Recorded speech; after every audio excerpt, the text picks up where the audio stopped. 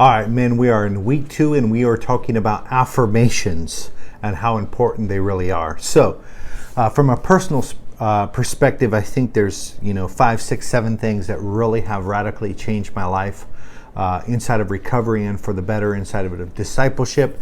And affirmation is definitely one of them. So just a brief recap. The Bible says, decree a thing and it shall be established. And that is begin to affirm to yourself the truth, believe the truth, see the truth, act upon the truth, and you'll begin to establish that reality inside of your life. And it all comes from first really seeing the truth and affirming the truth about who you are, what you have, and who God is, and how this earthly experience operates. Super important. So affirm the truth. Now, these benefits include first, stress reduction. Okay.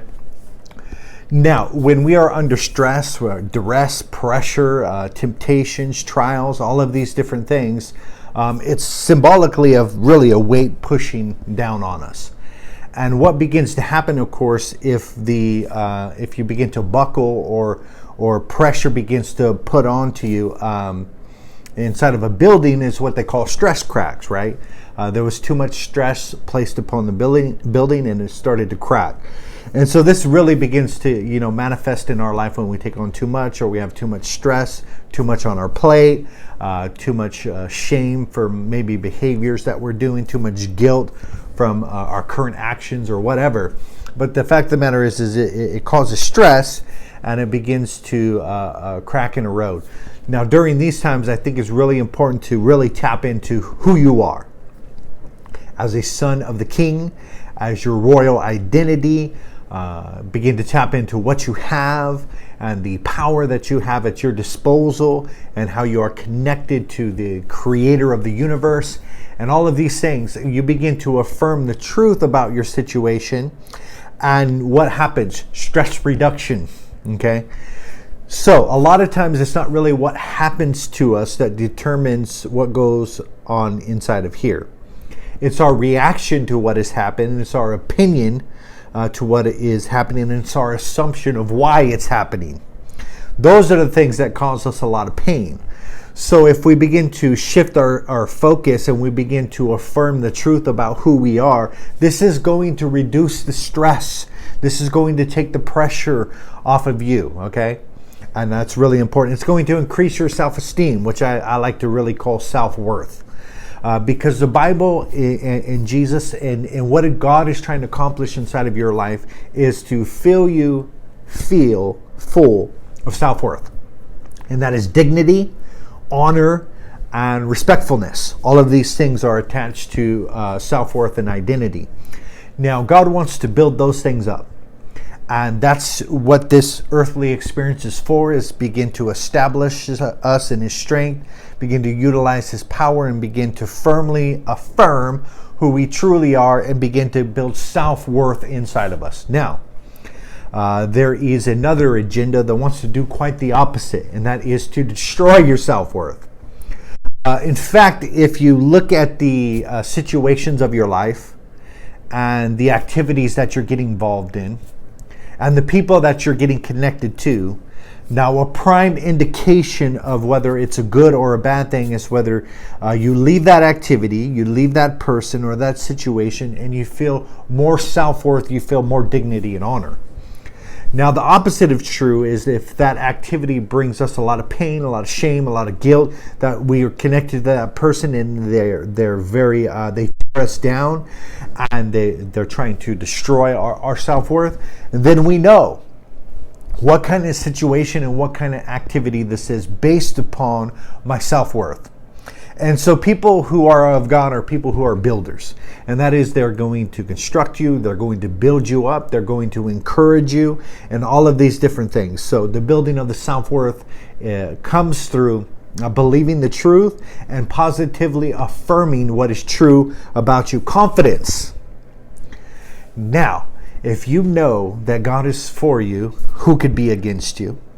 And you know that you have peace with Him, and that you're connected, that He accepts you and that He loves you, and you start affirming these truths about who you are, your overall confidence and demeanor increases. Okay? But it's when we don't affirm the truth, when we don't feel like we're accepted with God, we don't believe that He loves us unconditionally, and we don't believe that we're part of the royal family, right? That's when we begin to depress and to push down. So affirmations affirm who you really are, and it increases your confidence. Number 4, it'll increase good habits. This is what we're all trying to achieve, in a sense, that we're trying to achieve this progression and sanctification, where we begin to grow and expand in healthy habits, and we begin to manifest the results of those habits. Okay? Now, the negative and detrimental things that are going on inside of our life are just a result of a habit loop.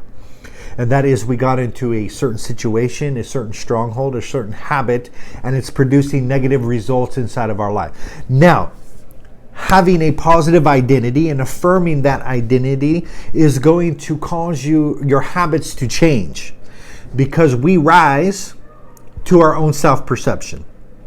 And if we perceive ourselves as royalty, as sons of the King, and we perceive ourselves as fully equipped with the authority of the King, then we are going to begin to act and behave in a different manner. And that is, if we see that we possess a detrimental habit and it's affecting us greatly, we know who we are, and we know the power that we have at our disposal. So we're not going to succumb to the habit and say, well, I'm in bondage, or I'm just waiting for the King to free me one day. Not understanding that you're a king's son and that you already possess the liberty already. And this is what is true about us. And so affirming that truth is going to bring us out. It's going to cause our actions and behaviors to line up to our royal identity. It's going to reduce anxiety. Now, it's hard to be fearful when you know that if God be for us, who could be against us, right? And so we affirm the truth, we believe the truth, we affirm the truth, we walk in the truth, and it's hard to let fear dominate your life, because you're affirming what is true. And lastly, it's going to improve the quality and the state of your mental health. Now, Jesus had come to give us life, and life more abundantly, and that life really starts up here. Now, that doesn't mean that everything is going to be perfect in the natural, and that everything's going to line up to my will, and that I'm going to experience smooth sailing. That's just not reality. But what is reality is I'm going to experience the abundant life up here. And I'm going to begin to affirm the truth about who I am and what I have and who He is and what He has and all these different things, so I can begin to walk in confidence, power and authority, dignity and self-worth. Okay? And this is going to radically change who I am if I affirm the truth. So how do we do this? I'm glad you asked, because that's why I'm here. We'll lay it out. So we talked in the last message that we don't affirm lies. And that is, if we have certain things that we have going on inside of our life, no amount of lying is going to change that, right? So this is why we begin to look at the Word, and we begin to affirm the truth, the ultimate truth about who we are and what we have, so we can begin to walk in it. But first, it starts like this. There's a 4-step process to this. And that is, first, I'm going to affirm my ability. Now, this is really, really the core issue that I find inside of Christian men, as a deconfidence inside of their ability and what they're able to do. Now, there is a message out there that you don't have the ability to do nothing, and that you're weak, and that you're defenseless, and all these different things. And that may be true of me disconnected from God. But there is a new reality. And that is a reality where He is able, that means I am able. And a reality that He has the ability, so therefore He has allowed His ability to flow through me. This is the new reality. But we get stuck in the old reality of I'm not able, I don't have the ability to do that. And what it all comes down to is I can't do that. Once we get to that state, affirmations are over. Any affirmation that says I can't and I don't have the ability, everything stops. There is no progress beyond I can't. And so that's why it's really important to really affirm your ability and the ability that God has given you and his power that operates through you. So in the Greek, there's this terminology for power, and it's called dunamis. That's where we derive our word dynamite, explosive power, energy, force, all of these different things. And it's really funny that the terminology "I can't" just simply means no dunamis. And that is the energy and the power in everything that flows from God is dunamis, dynamite, and all of this stuff, right? And when we say I can't, what we're saying is no dunamis for me. And that is that when I say I can't, the power and the ability of God begins to stop operating, okay? Because we're not affirming the truth. We're not affirming reality of what we really have, okay? And so once we begin to go in, I can't, the dunamis dries up, and all of a sudden it's a self-fulfilling prophecy. And you said you can't, you decree a thing, and so shall it be established unto you. And this is the reality of our beliefs and our affirmations, and what we are speaking is that we must affirm the truth. So ability first. Let's flesh this out and see what it looks like. Let's throw a family in there, marriage. I like using this one. It's a great example. So I'm going to begin to have affirmations that surround my marriage. I recognize that maybe my marriage isn't up to par. It's a very frustrating experience. We're constantly arguing. You see, like the fruit. This is the fruit and the symptoms of something detrimental taking place. Something is wrong. So I want to begin to affirm my ability inside of this area. So what do I do? Do I lie to myself and say I have a great marriage? Do I put on affirmations that constantly reaffirm to me that I am a great marriage, and I have a great marriage, and I am a wonderful husband. I am full with love. And are we going to do the lie method, right? Or actually affirm our ability? And that is this: do I have the ability to create a great marriage? Now I'm tapping into really affirming the truth.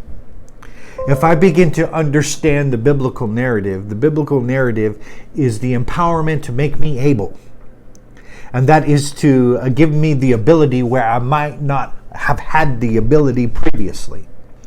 So the actual truth and affirmation statement is, do I have the ability to create a great marriage? Absolutely. When it comes to my part, I begin to affirm my ability that God can work in and through me to create something wonderful inside of my marriage. So therefore, I have now affirmed my ability. I can do this. That is the key to anything. If you wanted to build a great business, you must start with the affirmation of your ability. You must believe that God can work in and through you to accomplish what you are affirming. And can I have a great health according to my ability? Now, that doesn't mean that sickness or different things can't happen to you, but within your ability, can you have the best possible health given your circumstances? Absolutely. Okay? Affirm your ability. It all starts with I can. I can. And even if you must understand that He is the power and the source that flows through you, that means He's the one that actually can, but I can because He can through me. Okay? Get that scenario, and that solves all this false humility problems of I can't do nothing, I'm just a worm, and all of this different stuff that begins to play out inside of our lives. So I have the ability to create a great marriage. Now you begin to affirm your choice. And that is, can I choose? Can I choose to have a great marriage? Now, within our realm, I have the ability to create something awesome, and I can choose to do that if I want to. Now, this is really step 2 in the affirmation, because there are some men who say, God can, I can't. And then they get to step 2 where it's like, can I decide to do this? And they stop dead in their tracks like they don't have a choice in the matter. And this is where victimhood comes in. that is looking at your marriage and saying, I don't have the ability to do this. And then you go into step 2 is where you choose not to do it because you believe that the choice is taken from you and you're a victim and you can't create this awesome life. So step 2 in the affirmation process is going to say, I affirm that I can decide to do this within my ability. And I am choosing and I am deciding to do my part to begin to have a great marriage. So attaching affirmation to choice. This is so important, especially with our deterministic society that says free will is an illusion and you don't really have a choice in the matter. And this brings us back to really God's intention from the beginning of mankind. And that is to let them rule and reign, let them have dominion, and let them have authority. Let us make man in our image. We are creators, so shall he be a creator and create. Okay? And this really puts the empowerment back on man and says, you know what? Not only do you have the ability through me, but you can choose and decide to create this thing or not. Number 3, responsibility. Now, when it comes down to creating a great marriage, it is my responsibility. So I must begin to affirm that I am personally responsible for this creation. I can't look to anybody else. It's nobody else's responsibility to create a great marriage. It's nobody else's responsibility to create this awesome, thriving life inside of recovery. Now, if you're starting out this journey of recovery and you're in 30, 60, 90 days and you're thinking to yourself, this is getting tough. These kind of affirmations are going to help you in a great fashion. First, you're going to affirm your ability to create an awesome, abundant life inside of recovery. That you have the ability to do that. That God can flow through you. You can begin to yield to Him. You can trust in the process. You can do all of these things that are going to manifest in a more awesome spiritual life. Okay? And you begin to decide. You say, I have a decision. I can choose to walk on this path or not. The buck stops with me according to what begins to take place inside of these areas, right? And thirdly, it's my responsibility. It's not nobody else's responsibility. Now, I feel like this is one of the really important affirmations that we can begin to say to ourselves. When we look at our life holistically and say, family, faith, fitness, and finance. These are the 4 areas of my life. These are the areas that I want to thrive in. These are the areas that I want God to begin to move and to operate in. And I'm going to construct and I'm going to build something awesome inside of these areas. But there's no building that starts without the affirmation of responsibility. I am personally responsible for what I create. And we are creating something every single day. Lastly is affirming your actions. And that's cool that you have the ability. That's cool that you're deciding to have a great marriage. That's cool that you're taking responsibility. But all of this manifests in action. And that is that I'm going to begin to affirm to myself what needs to take place in order to have a great marriage. And this is no mystery. All we have to begin to do is begin to listen to the Spirit of God inside of our lives. And God will strongly communicate what application needs to take place for what we want to create. We look inside of a marriage. What ingredients make a great marriage? Getting on the same page, becoming one, developing intimacy, having open communication, managing stress and anger and being of the mindset that I'm going to build up and encourage. Now, just these ingredients alone, there might be some more ingredients, but just these ingredients alone is going to begin to make an awesome marriage if I begin to make those deposits. So after I affirm the ability, I affirm the choice, I affirm it's my responsibility, and I affirm the actions, okay? And what begins to happen is we decree a thing.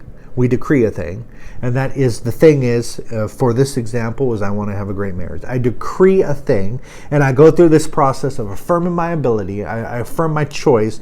I affirm that it's my responsibility, and I affirm the actions that are going to make the deposits that is going to get the fruit and the result that I actually want. Now, this is the process, and this is the way God works. Now, we want him to work a different way, and that is that we don't want to, affirm that his ability can work through us to accomplish something great. We don't want to bring it down to our personal choices, not understanding that the results in our life are directly correlated to our choices. Okay? And we don't want to affirm our responsibility. We just want the fruit. We want the manifestation, and we want the outcome. And what we think of prayer is this, is that I'm going to ask God for a great marriage. Okay? And that he is going to ippity boppity boo, and something's going to happen, and he's going to give me a great marriage. Not understanding that it's through the equipping with you, me, with the talent, skills, and resources in order to have a great marriage and sustain it. And that everything that God does is in and through us. Now, we want him to operate totally independent from us. And this is the mindset of what we're thinking, that God is going to give us what we want without us stepping up and rising in our authority, without us making positive choices, and without us taking any responsibility. And that, my friends, brothers, is never going to happen. God is not a codependent God. He is not going to do for you what you can and should do for yourself. In fact, if he did that, it would steal all your self-confidence and all your worth. Okay? And you would have no dignity, and you would have no value. Okay? So what he wants to do is in and through you first. In and through you first. Okay? So, let's see how this plays out in step 2. So after you affirm these things, it's seeing yourself.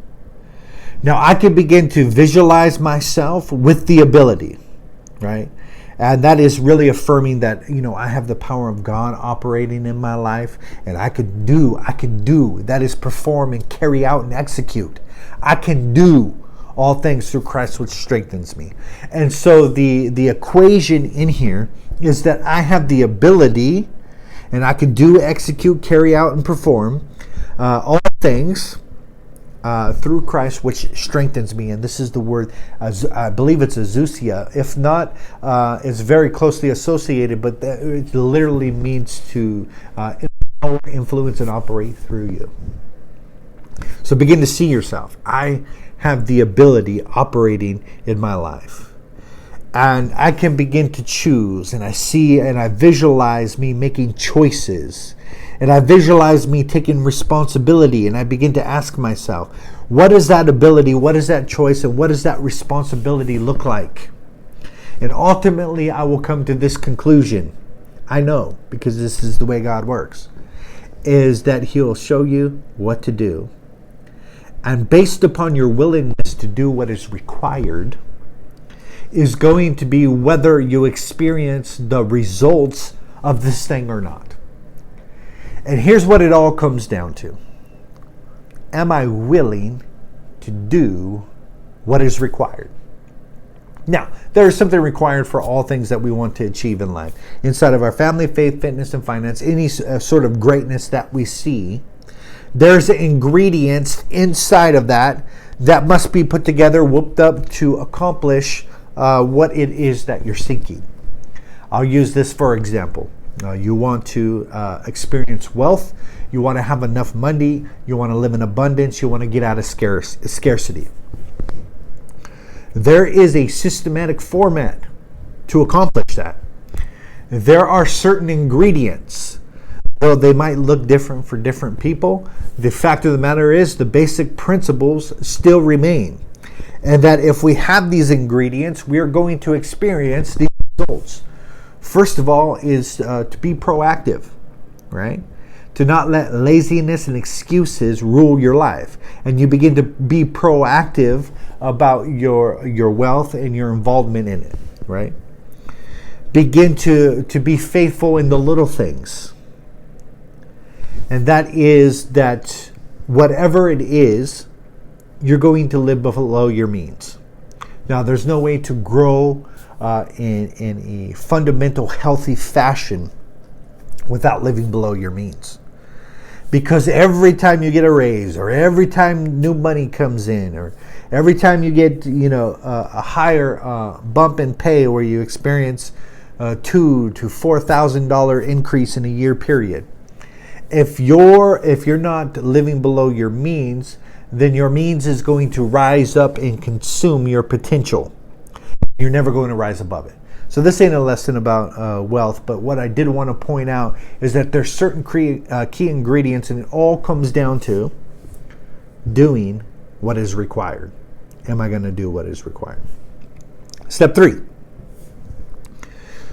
You begin to see yourself as having the ability. Okay, you see yourself making a choice. You're taking responsibility. I'm going to do what is required attitude. And then it comes to really the implementation, and that is where imagination reaches physical implementation. Inside of a company, if you've worked for a big company or even small nonprofits, the way they operate is, on a mission and a vision statement, and they give you a vision of what they want to do and what they want to become. And this starts first inside of the mind of someone, okay? And when you look at life, to have a vision statement. Have a vision statement for your family. It could be, just knowing where you want to be in the future is super important. So that starts first in the imagination. And then it comes out to communication. That's cool if you have a vision for your company, right? And you have this great, awesome where you want to be. But if it doesn't come to communication, then there is no implementation. Okay? So vision, communication, implementation. And so you begin to see where God wants to take you. You begin to feel it. You begin to know it. You begin to affirm the truth about what God is creating inside of you. Okay? And then you begin to communicate it. And that is, you begin to communicate it to those around you. Because you are going to need support. Nothing great can be created solo, okay? Everything happened with connection and partnership and interdependence. If we want to create something big, it's going to come through communication. So this is the decree of thing, and so shall it be established. We begin to communicate. And as that communication goes, implementation begins to happen. And it's the implementation based upon the visualization. You get what I'm saying? I think you do. So, turn the imagination into physical implementation. And you're going to begin to achieve your goals by doing. You're going to begin to increase your knowledge by doing. You're going to begin to build your confidence by doing. And you're going to build your overall character by doing. Okay? And this is really affirming to yourself what you are going to do to have that visualization become a reality. So, let's see how this fleshes out even more. I'll give you more examples. I can create the spiritual life that I want. And this is a powerful affirmation. I can create the spiritual life that I want. And this brings us to an amazing reality. That I am as close to God as I want to be. And my spiritual dynamics of the life that I'm experiencing is what I'm willing to do at this current moment. That is, I am where I really want to be. And the only thing that is going to begin to change that is begin to want to be at another location. Okay? And to begin to affirm your ability that you have the ability to create the spiritual life that you want. This is the truth and reality about God, that He doesn't dwell in temples made by the hands of men. And that is that I can't go to the local parish or to the local temple or the building, and that God lives there and I'm going there to visit Him. You see, God is not an inhabitor of temples. He's an inhabitor of this temple, your temple. And this is the temple that is not made by the hands of men. Okay? That means that God is not far from any one of us. That means that we don't have to go to a wilderness to find God, and we don't have to go to Mecca, and we don't have to go to the temple, and we don't have to do all of these things. We know and understand that God's presence lives and dwells on the inside of us. And that being said, then I'm pretty much as close to Him as I have allowed myself to be. I don't know how close that you can get besides habitation, right? Like in the natural, habitation is the ultimate form of all in, right? All in intimacy. We're together. There's nothing that spells out together more than habitation. Okay, and so that is really God's idea and mindset, is that we are inhabiting, like I'm in you, you're in me, like we're connected, we're together, and this is the truth that we actually need to begin to affirm to work in this reality. So I can create the spiritual life that I want. I am choosing to create the spiritual life that I want. And that is, what choices do I need to make? Know and understanding that God is ever present with me. I think the choices start first with, I'm going to acknowledge His presence. And that I'm going to realize and become aware that He is there. And that He is with me, and we are together, and we are walking through this life in unity. Okay? And it's really first affirming that. So what choices do I need to make? My spiritual life is my responsibility. It's not anybody else's responsibility. It's not gurus. It's not your pastor. It's not any other person's responsibility. It's your responsibility. And then I will create my spiritual life, a dynamic spiritual life, by doing what? Doing what? So I affirm I can create the spiritual life that I want. I am choosing to, okay? And that my spiritual life is my responsibility. And I'm going to create this awesome, amazing spiritual life by doing what?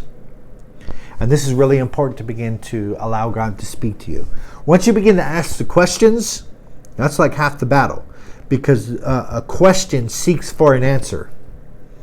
And asking the right questions gets the right results. So what am I going to do to begin to create the spiritual life that I want?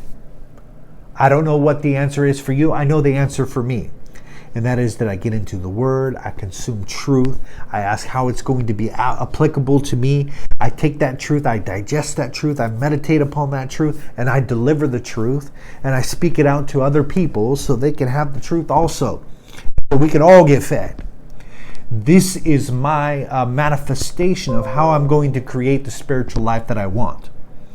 Now for you, it might look different, but really begin to understand what God is communicating to you. Another example. I want to walk in fulfillment. I look at my life and I see that I'm very unfulfilled, I'm unsatisfied, I'm discontented, I'm not in rest. I'm agitated, I'm disturbed all the time, and it's manifesting inside of my life. I can, first affirmation, I can walk in fulfillment. I can. And we begin to affirm our abilities about walking in fulfillment. God can empower me to begin to live inside of this state of contentment. I'm choosing to be fulfilled. I am choosing to walk inside of fulfillment. It is my personal choice. And third, I am taking responsibility, because my fulfillment is my responsibility. Now, once we begin to put fulfillment in somebody else's hands, we are setting ourselves up for failure. They're not responsible for your fulfillment, no matter how much they love you, no matter how much you're connected, no matter how positive the relationship is. They are not responsible for your fulfillment. You are. And so I will choose, and my fulfillment is my responsibility, and I am going to create fulfillment by. And begin to listen to the Spirit of God and begin to flesh it out. For me, family, faith, fitness, and finance, and making sure that I'm doing my part and making investments inside of those areas every single day with my wife, that I'm on the same page, that I'm together, that I'm communicating, and with my kids that I'm connected, I'm paying attention to what's going on inside of their lives, and all of these different things. Faith, that I'm making sure that I'm making my daily deposits inside of myself. Fitness, that I'm making sure that I'm following a nutrition plan that is causing me to have the most energy as possible. I have a structure and I have a routine and everything that I follow. So fulfillment comes from doing my part. That I have these 4 areas and I'm making investments and I'm doing my part. At the end of the day, I am the most fulfilled person I know. And that is, I am satisfied and I'm content because I step up and I won the day. Okay? Fulfillment. My responsibility. I will give you one more just so we concrete this thing in. Mindset, belief systems, paradigms. I can maintain a positive frame. This once again is going back to affirming my ability. I want a mindset that is positive, that is encouraging, and that is supportive. I don't want a mindset that is detrimental, that is filled with the self-critic pushing me down and destroying me all the time, right? And so I can have a positive frame of mind. I am choosing to be positive. I'm making the conscious choice that I am going to be positive. Which leads me, it's my responsibility. My mind is my responsibility. And once we begin to place our mind in another's hands, this is where ultimate codependency comes from. And that is, my mindset, my mental health is your responsibility. And I place my mind inside of your hands. And what we're doing is we're placing our mind inside of the hands of frail humanity. And that is, they may have the best intentions at heart, but they're going to begin to be fooling around with our mind and think they know the right answers. When in reality, it is God who knows the answers. And it's only through communication with Him and being open to His influence and His Spirit in your life that is going to bring the changes that you seek. So instead of putting your mind in the hands of another person, you say, my mind is my responsibility. Which leads me to what? I'm going to create a positive mindset. Bye. So when we begin to look at every single area of our lives, and especially the areas that bring us frustration, and begin to follow this pattern of affirmations, I guarantee you, I know with 100% certainty, that you are affirming the truth if you follow the pattern that I just laid out. And you are communicating something very awesome to your brain. And it is something so awesome that is going to produce outcomes, because I am affirming and I'm knowing and I'm understanding that I have to be willing to do what is required. So I ask myself, what exactly is required? I find out what that is, and I understand that I am empowered to walk this and to carry this out. And this is a manifestation of change. Seeking. It's a powerful reality, brothers. All right. Peace.